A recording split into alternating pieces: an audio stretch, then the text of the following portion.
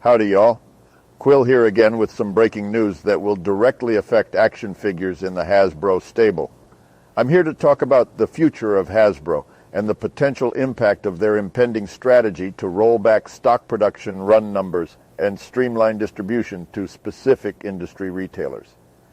As a lifelong collector, I've seen the toy industry undergo many changes over the years, and I'm excited to share my thoughts on what these changes could mean for the collecting community.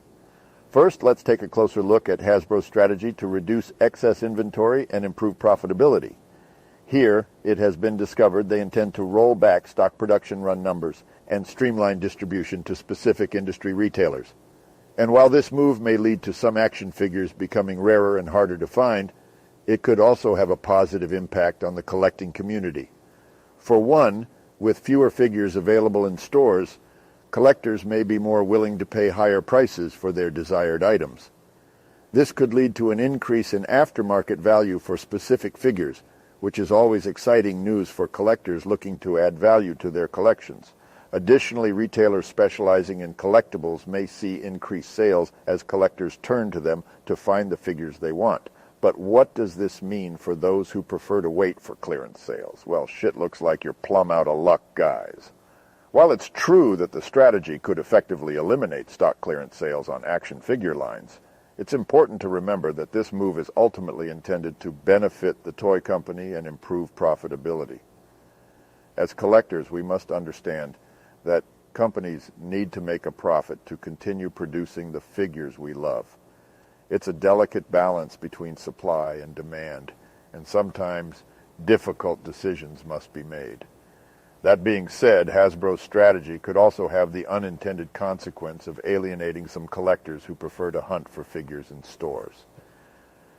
The thrill of the hunt is a big part of collecting for many of us, and the move towards specific industry retailers could take away some of that excitement.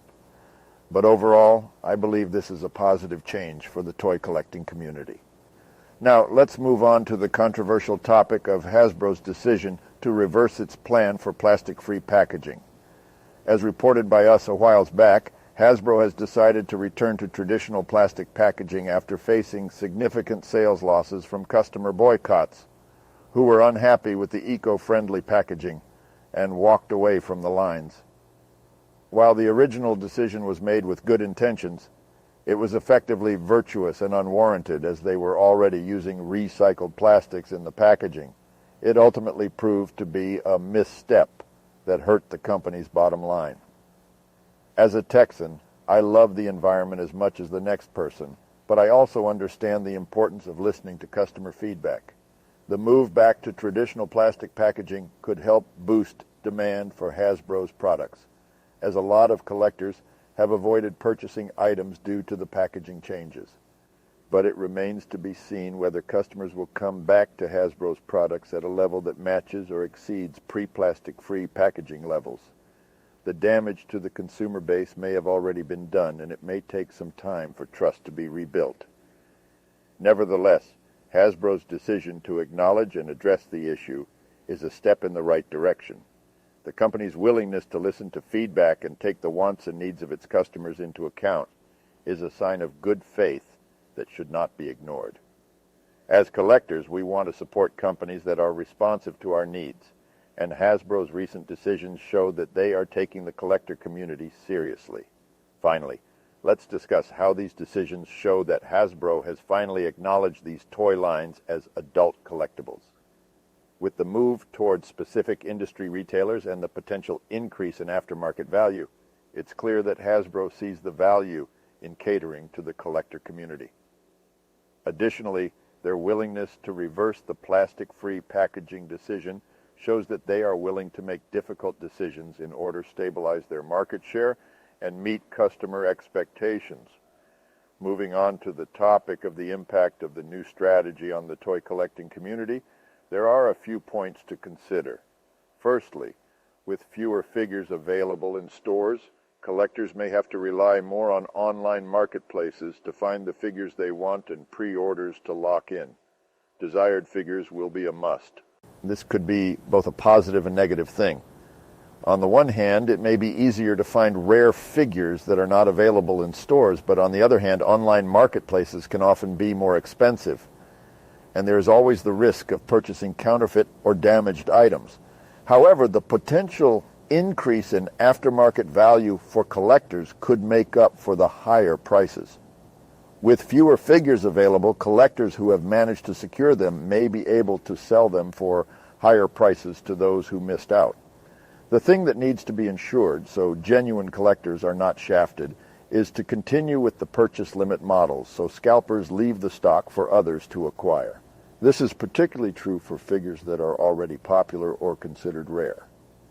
However, it is important to note that not all figures will necessarily increase in value. Only the most in-demand ones are likely to see a significant boost, let's face it. A shit character will always be a difficult buy, as sometimes the limited demand for that figure is what makes it rare and valuable in the future. Another point to consider is the impact on retailers. With the move towards specific industry retailers, smaller businesses that specialize in collectibles may see an increase in sales, while larger retailers that carry a wider range of products may see a decrease. We should see the demise of backyard online sellers as wholesale accounts become more restrictive in product access.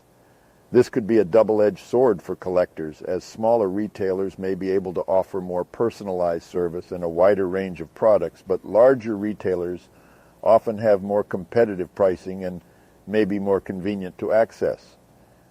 There is a good chance we may see the introduction of minimum retail pricing for Hasbro lines, similar to that of McFarlane toys that prohibit stock being sold under a certain price point for a duration of time. Furthermore, the potential elimination of stock clearance sales on action figure lines could be a negative for collectors who prefer to wait for discounts. However, it's worth noting that these sales are not always a guarantee, and some collectors may be willing to pay full price for figures they really want rather than risk missing out.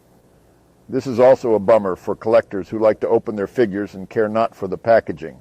Well, the good news there is that stores like Big Bad Toy Store and Aussie Sci-Fi Collectible offer damaged box stock at lower pricing. That is always the best way for openers to buy figures. Overall, the impact of Hasbro's impending strategy in the toy collecting community remains to be seen. While there are certainly some potential positives, such as an increase in aftermarket value and support for smaller retailers, there are also some potential negatives, such as higher prices and fewer clearance sales. However, one thing is certain: collectors are a passionate and dedicated group, and they will likely continue to seek out and collect the figures they love regardless of any changes that may come their way. Moving on to the topic of Hasbro's decision to reverse their plastic-free packaging initiative, there are a few different angles to consider. Firstly, it's important to acknowledge the environmental impact of plastic packaging. Plastic waste is a major environmental issue, and many consumers are looking for ways to reduce their use of plastic and support more sustainable products. Hasbro's initial decision to implement plastic-free packaging was a step in the right direction in terms of environmental sustainability. However, it's also important to consider the impact on consumers. As mentioned earlier, the eco-friendly packaging was unpopular with most customers, who found it difficult to open and felt that it did not offer enough protection for the product and eliminated the option to display their collection the way they wanted. This highlights an important balance that companies must strike between environmental sustainability and customer satisfaction. Hasbro's decision to reverse its plastic-free packaging initiative may be disappointing for those who are hoping for more sustainable options, most of whom don't buy their products. But it's important to acknowledge that the company is responding to consumer demand. Ultimately, the most effective way to promote sustainability is to create products and packaging that consumers are willing and happy to use, and in most cases keep rather than throw away. That being said, it remains to be seen how successful Hasbro will be in winning back customers who were unhappy with the eco-friendly packaging. It's possible that some consumers, at least from what we have seen, may have moved on to other brands or products, and it may take some time for Hasbro to rebuild trust and regain market share. So y'all, to sum up, Hasbro's impending strategy to roll back stock production run numbers and streamline distribution to specific industry retailers has the potential to have a significant impact on the toy collecting community. While there are both potential up and downsides to the decisions, the industry is effectively moving back to pre-pandemic structures, and hopefully we will all benefit from the resultant outcomes. This has been Quill for AussieSciFiCollectibles.com.au, and I look forward to bringing you some more news soon. Or maybe I'll see you in the toy aisles. And don't forget to check out CD and the others on the Aussie Sci-Fi Collectibles socials. And do yourself a solid and buy your toys from AussieSciFiCollectibles.com.au, the true home of Star Wars collectibles down under. That's it from me today, and as always, I have spoken.